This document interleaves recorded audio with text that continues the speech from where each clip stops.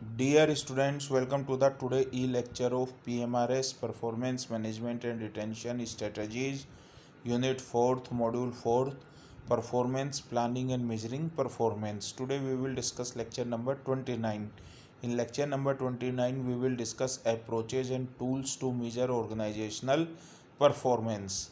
A look at the practices followed by an organization indicates the following.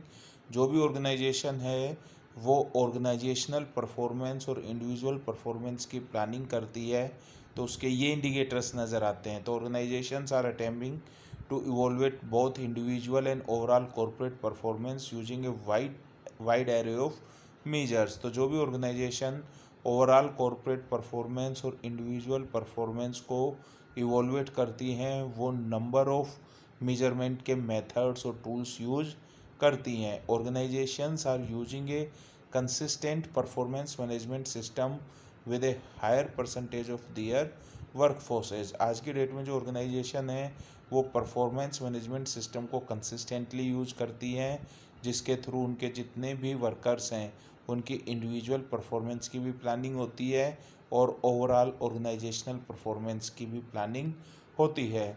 Many organizations intend to make significant changes to their performance management systems in the next 2 years। तो ज़्यादातर जो organisation है वो जो अभी current में performance management system use कर रही हैं तो उनको वो हर 2-3 साल में क्या कर देती हैं, चेंज कर देती हैं, नए नए टूल्स और टेक्निक्स को वो यूज करती रहती हैं। Performance reviews are occurring more frequently than one से ईयर। तो आज की डेट में जो ऑर्गेनाइजेशंस हैं वो परफॉर्मेंस रिव्यू को साल में एक से ज़्यादा बार यूज करती हैं। ऑनलाइन और software based performance management system is currently being used by few organisation. अभी बेसिकली केवल कुछ ही ऑर्गेनाइजेशंस के द्वारा ऑनलाइन या software based performance management system को यूज किया जा रहा है, लेकिन इन फ्यूचर काफ़ी फर्म्स हैं उसको इंट्रोड्यूस कर सकती हैं। Compensation is discussed apart from performance review meeting by many organisations in the wake of developments in the performance management area. तो कंपनसेशन भी है वो परफॉर्मेंस रिव्यू मीटिंग में डिस्कस किया जाता है। जिसके अलावा और भी जो परफॉर्मेंस मेजरमेंट के क्राइटेरियाज हैं उनको भी ऑर्गेनाइजेशन डिस्कस करती है। Organisations focusing on measuring corporate performance as a whole are identifying internal and external drivers and using methods like balance scorecards in conjunction with strategy success map and performance prism to identify valued proposition for their organization। तो जो organisation है वो corporate performance की planning करती हैं और उसके base पे कॉर्पोरेट परफॉर्मेंस को मेजर करती हैं। तो बेसिकली 3 टूल्स और अप्रोचेज यूज कर रही हैं। एक तो परफॉर्मेंस प्रिज्म, दूसरा बैलेंस स्कोर कार्ड और थर्ड सक्सेस मैपिंग। तो ये बेसिकली ऑर्गेनाइजेशनल परफॉर्मेंस को मेजर करने के कुछ टूल्स हैं। तो फर्स्ट टूल क्या हो गया, बैलेंस स्कोर कार्ड। नाम से ही पता है बैलेंस स्कोर कार्ड का मतलब ऑर्गेनाइजेशन की परफॉर्मेंस को मेजर करने के अलग अलग क्राइटेरियाज होते हैं। तो अगर ऑर्गेनाइजेशंस उन सब डायमेंशन पर अच्छा परफॉर्मेंस कर रही है तब तो उसकी परफॉर्मेंस बैलेंस्ड है, अदरवाइज उसकी परफॉर्मेंस बैलेंस्ड नहीं है। तो जो बैलेंस स्कोर कार्ड है वो बेसिकली एक स्ट्रेटेजिक प्लानिंग और मैनेजमेंट सिस्टम है जो कि बिजनेस और इंडस्ट्री के द्वारा यूज किया जाता है, चाहे वो गवर्नमेंट हो, नॉन गवर्नमेंट ऑर्गेनाइजेशंस हो या फिर प्रॉफिट मेकिंग ऑर्गेनाइजेशन हो। हर कोई अपने बिजनेस एक्टिविटीज़ को ऑर्गेनाइजेशन के विजन और स्ट्रेटजी से अलाइन करती है, इंटरनल और एक्सटर्नल कम्युनिकेशन इंप्रूव करती है और ऑर्गेनाइजेशन की परफॉर्मेंस को जो उन्होंने स्ट्रेटेजिक गोल्स बनाए थे उनके अगेंस्ट मॉनिटर करती है। तो जो बैलेंस स्कोर कार्ड है ये डॉक्टर रॉबर्ट कल्पान ने हार्वर्ड बिजनेस स्कूल के थे और डेविड नॉर्टन ने परफॉर्मेंस मैनेजमेंट फ्रेमवर्क है एज ए यूज किया। और उन्होंने बताया कि ऑर्गेनाइजेशन की परफॉर्मेंस को केवल फाइनेंशियल डायमेंशन से ही मेजर नहीं करना चाहिए, ऑर्गेनाइजेशन की परफॉर्मेंस को फाइनेंशियल के साथ साथ नॉन फाइनेंशियल डायमेंशन से भी मेजर करना चाहिए, जिससे कि ऑर्गेनाइजेशन की परफॉर्मेंस का एक बैलेंस्ड व्यू मिल सके। तो कल्पान और नॉर्टन ने बैलेंस स्कोर कार्ड को कैसे डिस्क्राइब किया था कि बैलेंस स्कोर कार्ड में ट्रेडिशनल फाइनेंशियल मेजर्स तो रहते ही रहते हैं, लेकिन फाइनेंशियल मेजर्स हैं वो पास्ट के इवेंट्स के बारे में बताते हैं और करंट में ऑर्गेनाइजेशन की क्या कैपेबिलिटी है, कैसे उसके कस्टमर्स के साथ रिलेशनशिप हैं, ये भी नहीं बताती है। तो फाइनेंशियल मेजर हैं वो एडिक्वेट हों ऐसा ज़रूरी नहीं है। हमें फाइनेंशियल मेजर के साथ साथ फ्यूचर में ऑर्गेनाइजेशन है वो अच्छा ग्रो करेगी या नहीं करेगी, उसको उसके customers, suppliers, employees, process, technology और इनोवेशन, इन सब पॉइंट ऑफ व्यू से भी देखना चाहिए। तो जो उन्होंने बताया था, आप देखोगे financial, customer, internal business process और लर्निंग एंड ग्रोथ, इन डायमेंशंस के बेस पर ऑर्गेनाइजेशन की परफॉर्मेंस को मेजर किया जाता है। तो जो बैलेंस स्कोर कार्ड में पर्सपेक्टिव है वो बेसिकली 4 पर्सपेक्टिव हैं जिसके थ्रू ऑर्गेनाइजेशन की परफॉर्मेंस को मेजर किया जाता है। सबसे पहले क्या है, the learning and growth perspective. सीधी सी बात है कि जो ऑर्गेनाइजेशन लर्निंग ऑर्गेनाइजेशन है, जो ट्रेनिंग प्रोग्राम्स ऑर्गेनाइज करती रहती है, नए नए टूल्स टेक्निक्स को लर्न करती रहती है, वो ग्रोथ करती रहेगी, क्योंकि वहाँ के जो एम्प्लॉयज़ होंगे वो नॉलेजेबल वर्कर होंगे और वो अपनी उस नॉलेज को ऑर्गेनाइजेशन की ग्रोथ को इंक्रीज करने में सपोर्ट करते हैं। तो वो ऑर्गेनाइजेशन है अच्छा परफॉर्मेंस करेगी। तो लर्निंग है वो ट्रेनिंग से ज़्यादा है। Training is one of the part of the learning. Second क्या है, द बिजनेस प्रोसेस पर्सपेक्टिव। ये इंटरनल बिजनेस प्रोसेस से मतलब है, ये मैट्रिक्स क्या रिप्रेजेंट करती है कि जो मैनेजर हैं वो कैसे अपने बिजनेस को रन कर रहे हैं, कितने अच्छे ढंग से बिजनेस को रन कर पा रहे हैं, क्या उनके जो प्रोडक्ट्स और सर्विस है वो कस्टमर्स की रिक्वायरमेंट के अकॉर्डिंग है, अगर हैं तो बिज़नेस प्रोसेस पर्सपेक्टिव से अच्छा परफॉर्म कर रही है, और अगर नहीं है तो बिज़नेस प्रोसेस पर्सपेक्टिव से ऑर्गेनाइजेशन अच्छा परफॉर्म नहीं कर रही। नेक्स्ट क्या है, द कस्टमर पर्सपेक्टिव। आज की डेट में कस्टमर है वो किंग है। कोई भी कंपनी है वो अपना जो भी नीड्स वांट्स हैं कस्टमर्स की आइडेंटिफाई करने के बाद ही प्रोडक्ट्स बनाती है। तो ये भी इंडिकेटर है कि अगर आपके कस्टमर सप्लायर सेटिस्फाइड नहीं है तो आप अच्छी परफॉर्मेंस नहीं दे रहे हो, और अगर आपके कस्टमर सेटिस्फाइड हैं तो आप अच्छी परफॉर्मेंस दे रहे हो। तो कस्टमर के पर्सपेक्टिव से भी हम ऑर्गेनाइजेशन की परफॉर्मेंस को मेजर कर सकते हैं। नेक्स्ट क्या है, द फाइनेंशियल पर्सपेक्टिव। तो फाइनेंशियल पर्सपेक्टिव का सीधा सा मतलब है कि अगर ऑर्गेनाइजेशन का प्रॉफिट इंक्रीज हो रहा है, ऑर्गेनाइजेशन की सेल्स इंक्रीज हो रही है, ऑर्गेनाइजेशन ने जो इन्वेस्टमेंट किया है फाइनेंशियली उस पर उसे अच्छा रिटर्न मिल रहा है, तो जो ऑर्गेनाइजेशन है वो फाइनेंशियल पर्सपेक्टिव से भी क्या है, अच्छा परफॉर्मेंस कर रही है। तो किसी भी ऑर्गेनाइजेशन की परफॉर्मेंस को इन चारों पैरामीटर्स के बेस पर जज किया जाता है। तो इसे हम क्या बोलते हैं, the balance score card methodology या टूल्स बोलते हैं ऑर्गेनाइजेशनल परफॉर्मेंस को मेजर करने का। सेकंड क्या है, performance prism. Performance prism basically किसी भी ऑर्गेनाइजेशन की परफॉर्मेंस को 5 पर्सपेक्टिव से जज करती है, और इन 5 पर्सपेक्टिव के बेस पर ऑर्गेनाइजेशन की परफॉर्मेंस अच्छी है, गुड है या पुअर है, इसके बारे में बताया जाता है। तो 5 पर्सपेक्टिव कौन कौन से हैं, स्टेक होल्डर सेटिस्फैक्शन, कौन हमारे स्टेक होल्डर्स हैं और उनकी हमसे क्या नीड्स और वांट्स हैं। सेकंड, स्टेक होल्डर कॉन्ट्रीब्यूशन, हम क्या चाहते हैं, हमारी क्या नीड्स और वांट्स है जो कि हम अपने स्टेक होल्डर्स से पूरा करना चाहते हैं। थर्ड, स्ट्रेटजीज़, क्या स्ट्रेटजीज़ हैं ऑर्गेनाइजेशन यूज कर रही है कि वो अपने स्टेक होल्डर की नीड्स और वांट्स को सेटिस्फाई कर सके। नेक्स्ट, प्रोसेस, क्या प्रोसेस ऑर्गेनाइजेशन यूज कर रही है अपने स्टेक होल्डर्स की उन नीड्स और वांट्स को सेटिस्फाइड करने के लिए। और लास्ट पर्सपेक्टिव क्या है, कैपेबिलिटीज़, क्या कैपेबिलिटीज़ हैं एम्प्लॉयज़ की, प्रैक्टिस, टेक्नोलॉजी और इंफ्रास्ट्रक्चर जो कि कोई भी ऑर्गेनाइजेशन है वो पुट कर रही है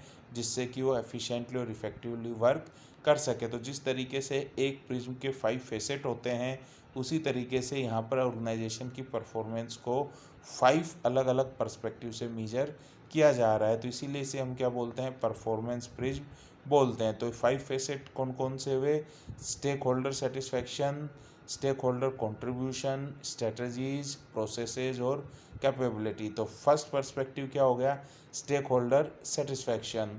तो स्टेक होल्डर का मतलब वो जो ऑर्गेनाइजेशन से डायरेक्टली या इनडायरेक्टली रिलेटेड हैं उन्हें हम क्या बोलते हैं, स्टेक होल्डर्स बोलते हैं, जैसे कि investors, customers, employees, suppliers, regulators, pressure groups. तो वैल्यू का मतलब ये जो भी स्टेक होल्डर हैं ये ऑर्गेनाइजेशन से बेनिफिट्स चाहते हैं एज कंपेयर टू कॉस्ट। तो हर किसी के लिए अलग अलग वैल्यू का मतलब होगा।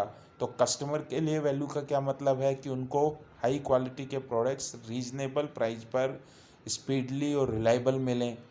एम्प्लॉय क्या चाहते हैं कि कंपेटिटिव कंपनसेशन पैकेज चाहते हैं, ट्रेनिंग एंड डेवलपमेंट चाहते हैं, प्रमोशन चाहते हैं। उनकी ऑर्गेनाइजेशन से ये एक्सपेक्टेशंस होती हैं।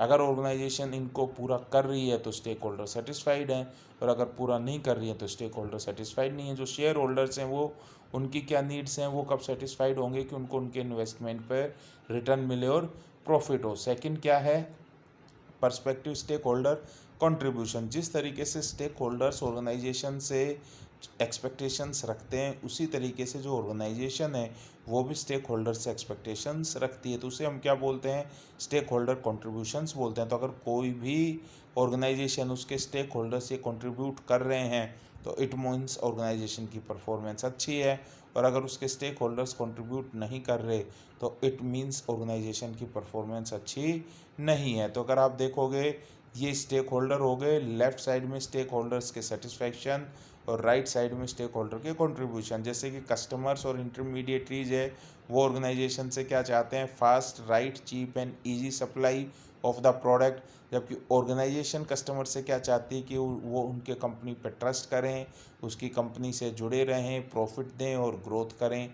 ऑर्गेनाइजेशन का एम्प्लॉयज़ हैं, एम्प्लॉयज़ की नीड्स क्या होती हैं, एम्प्लॉयज़ कब सेटिस्फाइड होते हैं, जब उनको उनके पर्पज़ की जॉब मिल रही है, ऑर्गेनाइजेशन को केयर कर रही है, उनका स्किल डेवलपमेंट कर रही है और उनको कंपनसेशन दे रही है।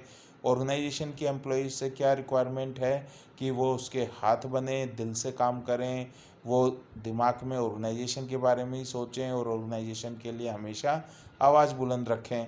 सप्लायर्स कब सेटिस्फाइड होंगे, जब कंपनी उन पर ट्रस्ट करेगी, वो लॉयल रहेगी, कंपनी उनको प्रॉफिट देगी और कंपनी उनको ग्रोथ कराने में मदद करेगी।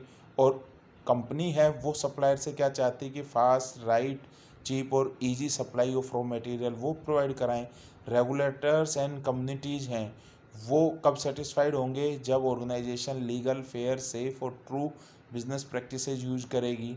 और ऑर्गेनाइजेशन को इनसे क्या रिक्वायरमेंट है कि रूल्स, रीजन्स, क्लैरी और एडवाइस क्लियर दें, ये सारी चीज़, और एडवाइस दें प्रॉपर।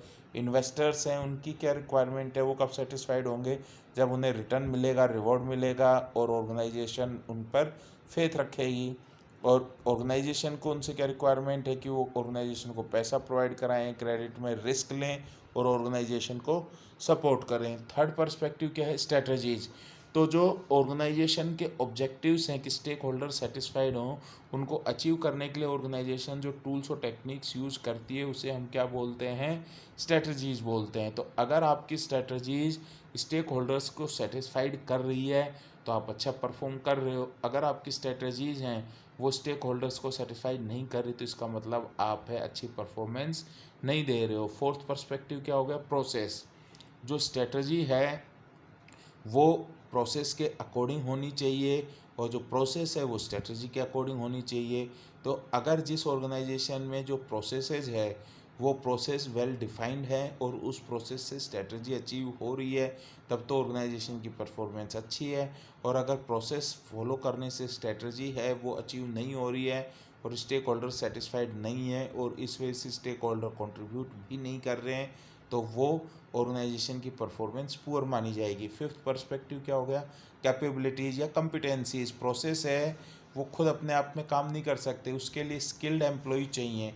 ऐसे एम्प्लॉय चाहिए जिनके अंदर स्किल हो, ऑर्गेनाइजेशन में रूल्स, रेगुलेशंस, पॉलिसीज़ बनी हुई हो और ऑर्गेनाइजेशन है कैपेबल हो। तो अगर ऑर्गेनाइजेशन है वो फेयर प्रैक्टिस कर रही है, वो कैपेबल है, प्रॉपर रूल्स, रेगुलेशंस, प्रोसीजर्स के अकॉर्डिंग चल रही है, एम्प्लॉयज़ हैं वो स्किल्ड एम्प्लॉयज़ हैं, तब तो ऑर्गेनाइजेशन की परफॉर्मेंस अच्छी मानी जाएगी। अदरवाइज ऑर्गेनाइजेशन की परफॉर्मेंस पुअर मानी जाएगी। तो जो परफॉर्मेंस प्रिज्म है, इससे क्या क्या मैसेज निकलते हैं कि ऑर्गेनाइजेशन को स्टेक होल्डर है उनको अंडरस्टैंड करना पड़ेगा और जो स्टेक होल्डर्स हैं उनकी नीड्स को सेटिस्फाइड करना पड़ेगा। इसी तरीके से स्टेक होल्डर्स को भी ऑर्गेनाइजेशंस के एक्सपेक्टेशंस को फुलफ़िल करना पड़ेगा। दूसरा क्या है कि ऑर्गेनाइजेशन को जो भी अपनी स्ट्रेटजी हैं, प्रोसेस है, कैपेबिलिटीज़ हैं, वो इन स्टेक होल्डर्स की नीड्स और वांट्स को सेटिस्फाइड करने के लिए यूज करनी चाहिए। थर्ड क्या है, सक्सेस मैपिंग। जैसे फॉर एग्जांपल कोई भी ऑर्गेनाइजेशन पिछले 5 साल से कंटिन्यूसली प्रॉफिट में है तो अगर हम उसकी पिछले 5 साल की परफॉर्मेंस की मैपिंग करें तो ऑर्गेनाइजेशन क्या कहलाएगी, सक्सेसफुल कहलाएगी। इट मीन्स उसकी परफॉर्मेंस क्या है, अच्छी है। जैसे कि for example Indian cricket team पिछले 3 सालों से एक भी सीरीज नहीं हारी फॉर एग्जांपल, तो इंडियन क्रिकेट टीम की परफॉर्मेंस क्या मानी जाएगी, एक्सेलेंट मानी जाएगी। तो इस मेथड को हम क्या बोलते हैं, सक्सेस मैपिंग बोलते हैं। तो इसी के साथ ही आपका ये टॉपिक था जो कि कंप्लीट हो गया, जिसमें हमने क्या पढ़ा, approaches and tools to measure organisational performance. तो एक तो परफॉर्मेंस प्रिज्म पढ़ा, बैलेंस स्कोर कार्ड पढ़ा और सक्सेस मैपिंग पढ़ा। Thank you very much.